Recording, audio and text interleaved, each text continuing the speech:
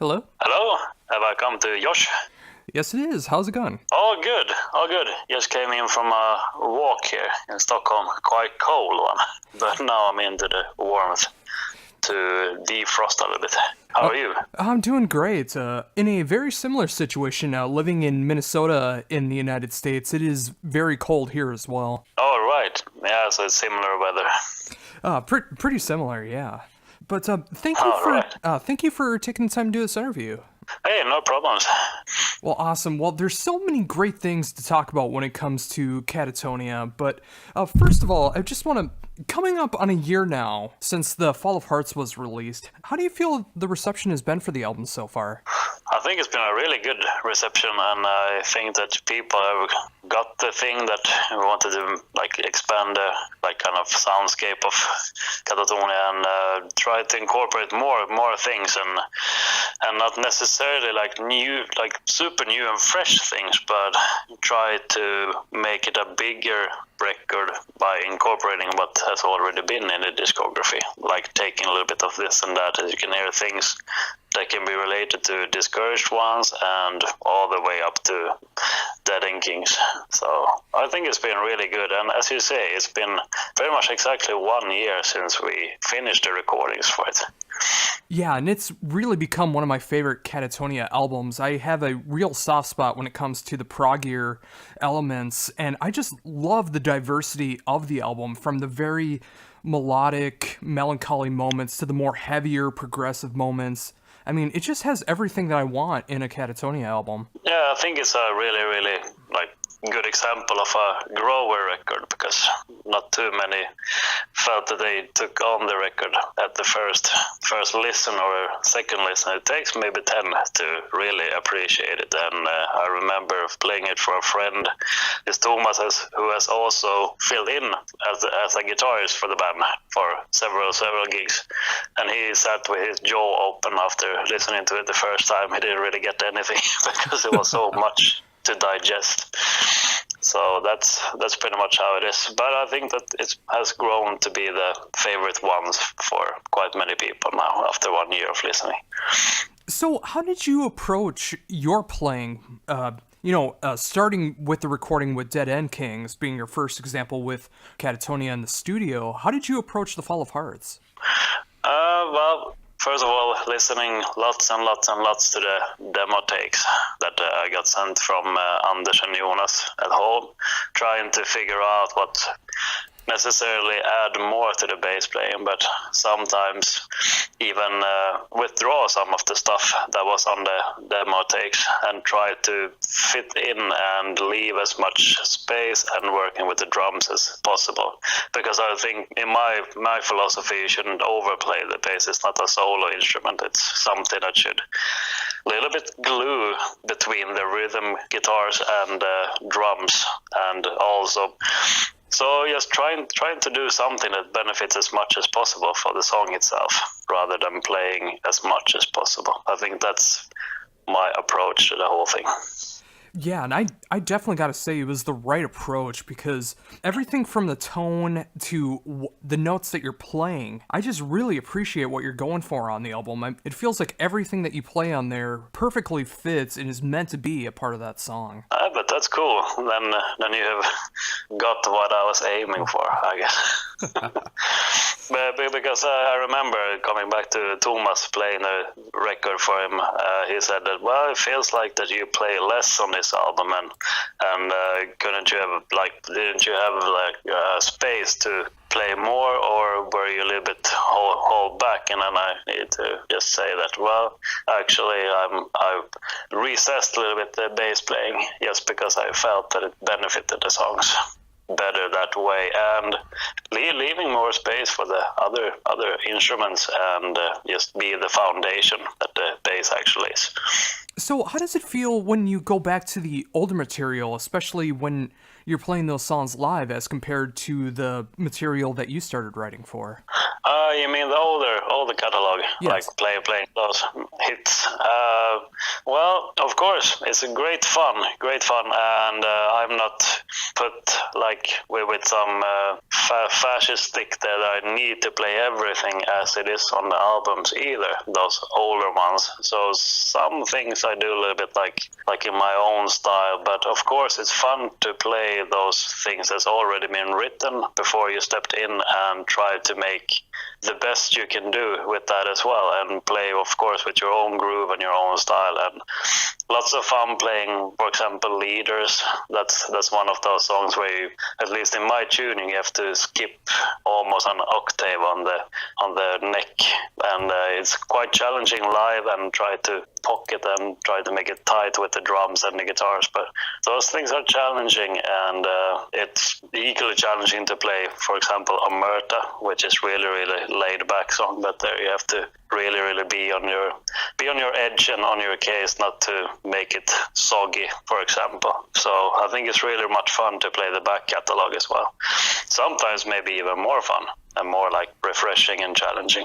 Yeah, because it's one thing to be able to come up with your own parts when it comes to an album, but to be able to go back to material that was written before you were part of the band and be able to have fun with those and play those live, it's a different experience. Yeah, I think so too. And maybe one reason why I have a little bit my own approach to the songs is because from the very first beginning, has been no one there to really teach me how everything is. Like if you go into down to details, I had to sit down and listen to it and try to hear everything that was played, because it's a little bit when if some guitarist leaves, there's always that one guitarist left that knows how the other things goes and can a little bit guide. But when you step in as a bass player, there's no one really there to say how it actually went. And when I started out in Katatonia, I had no kind of contact, never met Mattias Kryptan Norman either, so I really didn't have anyone to guide me there, so I needed to a little bit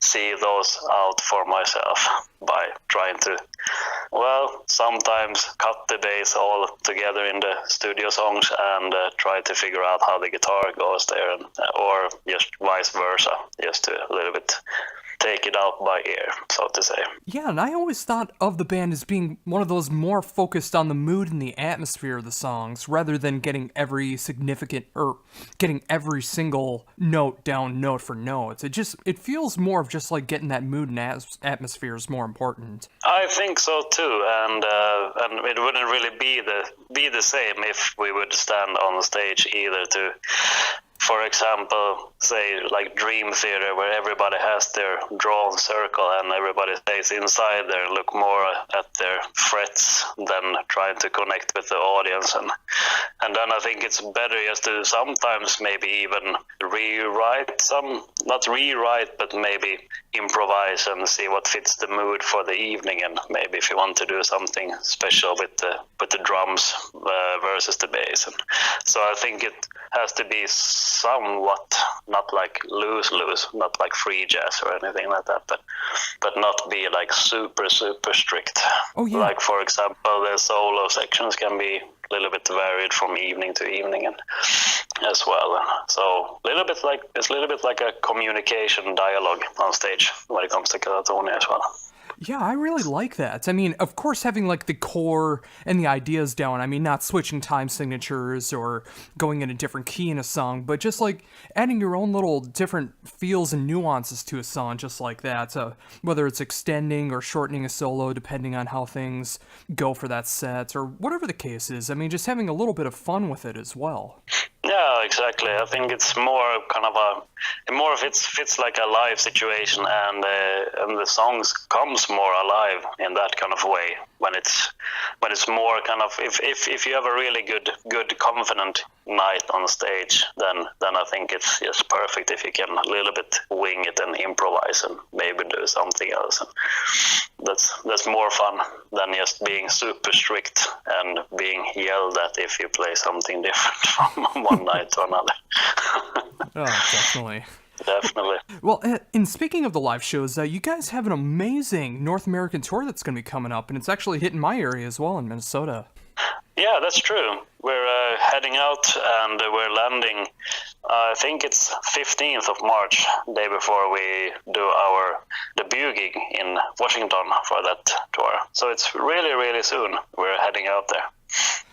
And we're already starting to prepare to rehearse and maybe adding a couple of new tracks to the set list. Oh. Let's see. Oh, very cool. Yeah, I mean, there's so much material to be able to choose from. I imagine at this point it's really hard to be able to get a set that everyone in the band is going to be happy with. Yeah, that's really, really difficult. And we've tried a little bit different approaches during the years. Sometimes we only had one set list. We went out to play on longer tours. That gets boring in the end, and there's no surprises for those who goes to several shows. And then we had, like now, pretty much we were juggling between two set lists on this lengthy European tour we did together with Agent Fresco and Vola. And actually on one US tour, I think we had somewhat 40 songs in the rooster we could pick and choose from. So we had this kind of rotating set list, like writing thing. So let's say if my set list was on that night, then Daniel got to choose his songs for the next evening, and so it went like every fifth day you had your own pick and choose. So that was quite fun, kept everybody on their toes, and some evenings went a little bit more mellow and sometimes it was only explosive numbers.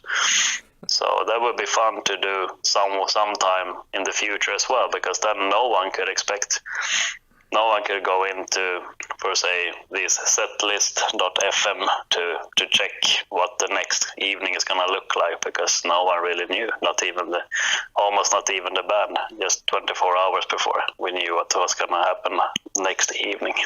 Kept us on our toes.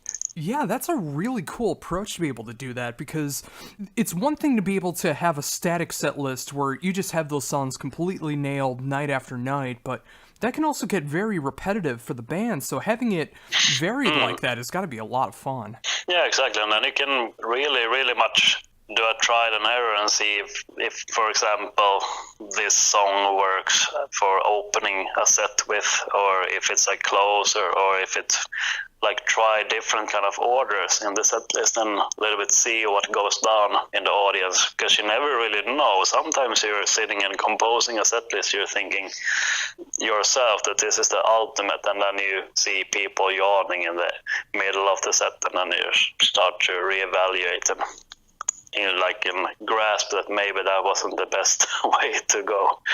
So that was really, really, really learning as well for the band, and that was a little bit like when we got to know which songs people like the most, and it's like where you should put those, like maybe end the set with those songs, and so that has made us better in composing set lists nowadays. So when you have that opportunity to be able to pick and choose a few songs in the set, what do you normally gravitate towards? I normally gravitate towards the heavier stuff. Try to have some mellow moments as well, but I think that maybe those mellow moments is actually better at home. But at least for me, I always want to see those heavier, more power, high energy songs live, because that's what I think is most fun, and I think that's something that everybody enjoys in the band, playing those little bit heavier sets. But of course, needs to be those moody and mellow songs as well. Otherwise, it wouldn't really be a Katatonia set. That almost felt a little bit too weird, but it's only was those heavy songs. Sometimes we did in the States. Needs to be some kind of dynamic in the set list, just as it is on the records. Oh yeah, I mean, if you were touring behind the Fall of Hearts on this North American tour and you only did stuff off of like Brave Murder Day, for example, a lot of people would be in for a culture shock. Yeah, I think lots of people will be in for a culture shock, and if we did that once or twice, then they could sell those tickets on eBay, because I don't think that would never happen again, just playing songs from those albums. But sometimes we pick and choose songs from those as well, but that's more like rare and special occasions we do it. If we're picking in something from, like, for say, Without God or Brave or Murder. So that's more exotic than what usually happens in the set list. It's usually from Discouraged Ones and onwards in the discography. Yeah, and speaking of special occasions, there's one coming up in September for Prog Power, which I will also be attending, where you guys are going to be headlining the last night of Prog Power. Have you guys? That's true. Yeah, have you guys thought about anything special that you guys are going to be doing for that show? Oh, that's so long in the future that we don't really know if we were gonna do anything like special for that show. But let's see. I bet there will be some discussions about that later on. But you never know. And then it would be almost coolest to reveal it while being there. see what happens. But you never really know. It's a headline show, and you have to offer something more than just like a boring festival gig. You have to really be on your case, for sure. And if I'm not mistaken, we have played Prog Power before, or at least the venue it's held in before on some American tour. Oh yes, Center Stage in Atlanta, Georgia. I've been going to Prog Power the last couple years, and when I saw the video that it got announced that you were going to be headlining at Prog Power this year, I got really excited because I didn't know that there was going to be additional North American touring. And then when I found out about the full-scale North American tour that you're doing, where it's only 15 minutes away from me rather than 16 hours, I got more excited that I'll be able to see you guys twice in 1 year. Yeah, but that's a little bit more convenient. 15 minutes than 16 hours. Oh, yes. Isn't that 64 times faster than Oh, just a little bit, yeah. Yeah. But that's the cool thing about Prog Power, though, is it is that festival where a lot of bands who don't normally have the chance to be able to tour America finally get to do a show at least once for an album cycle or whatever the case is. But just getting like all these great bands that coming into America that don't normally play and just getting to see them all in one weekend. And it's great to see that Katatonia is going to be a part of that. Yeah, and we're happy about being a part of that package as well, and to be able to go back to the States for at least one more time there to support this record. It's been like a tradition to go over more than one time to the stage for one record. I think for Denim Kings, for example, we went over 3 times. 2 times with Opeth and 1 with Cult of Luna, if I'm not mistaken, for example. And for Night is a New Day, we went over twice. So I hope that there will be a couple of times going over there, because it's always great. Yeah, and I really hope that as well, because I think it's an album that definitely deserves the praise to be able to tour behind, and it's also great seeing you guys. I mean, when I saw Katatonia with the Devin Townsend Project in Minnesota, that was an amazing set, and I just, it's been a few years since then, so I'm very excited to see how the band has gelled more, since there's been some lineup changes since then, and just how the band is now in 2017. Yeah, it's a little bit different, as you say, with the lineup changes, and I think that, well, since there've been a couple of years since we were there last time, then we are a hungry bunch of guys coming over to tour there. So, and it's the first time for Moyo to tour the States, so I bet that he is really hungry behind the drums. So it will be driving drums and groovy rhythms. I'm sure of on stage. Oh, awesome. Well, the last thing I wanted to touch on before I let you go was the brand new 10th anniversary edition of the Great Cold Distance, which is available. How do you personally feel about the album now that it's been out for 10 years? Oh, that's a good question. Since I think it was 3 or 4 years, 3 years old when I joined the band, so I can only say it out of a listener's experience. I think that it's still ranked, at least for me, one of the best records that Katatonia has released. And I don't know if I hold it as my favorite through and through. And it was really cool to be able to be a part of performing it live with the band in Plovdiv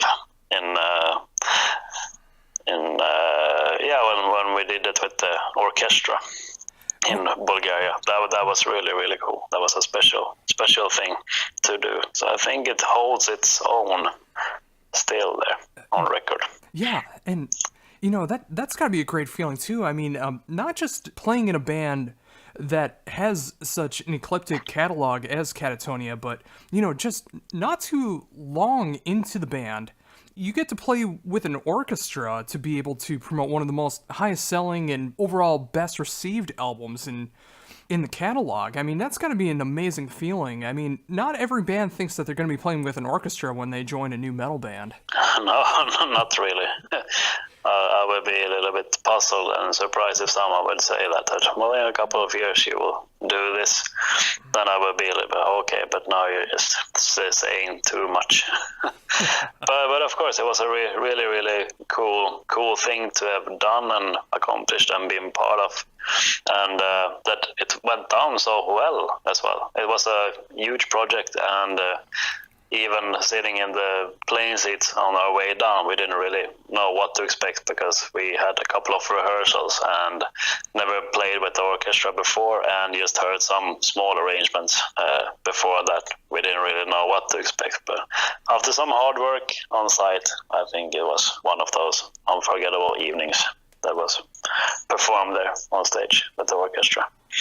Oh, definitely. And it's great to see that it did go as well as it did. And the band just feels like you guys are absolutely on fire being able, with the new album and all this great touring that's currently going on and upcoming in North America in March. And it's just great to see all the stuff that you guys have been doing and being able to celebrate everything that's going on with the band. It's just so cool to see. Cool. Yeah, I think it's really nice that it's still live and kicking, and it almost feels like the lineup is just getting stronger and stronger, and just looking forward to break new grounds with the band in the future.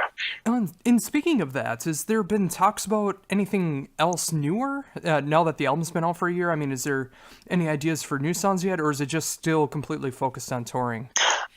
We're still focused on touring and trying to promote this album that is not even one year old being released. So there will be some more touring for this album before we're heading towards the studio mode. So expect more live dates and hopefully more areas covered this time than with Dead and Kings. Well, awesome. Well, again, thank you for taking the time to do this as a longtime fan of Katatonia, and especially with the new album, The Fall of Hearts, available now, and being able to celebrate the Great Cold Distance as well for its 10th anniversary, all the great upcoming touring that's going on, that special appearance at Prog Power, which I'll also be attending. It's just a complete honor to be able to talk to you and be able to promote everything Katatonia. Before we're done, cool. is there anything else that you'd like to mention that I haven't brought up yet? I usually end the interviews with keep on keeping on and stay cool in school.